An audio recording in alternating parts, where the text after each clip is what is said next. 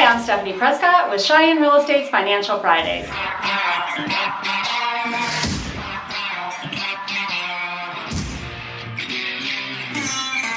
With RE/MAX Capital Properties, and I'd like to share some tips with you on what you do and what you don't want to do when you are under contract on a home.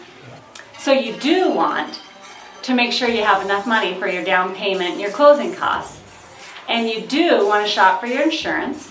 And you do want to be patient.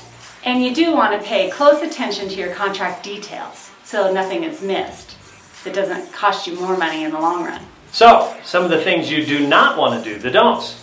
So you don't want to change your job, that's for sure. Don't do that midstream.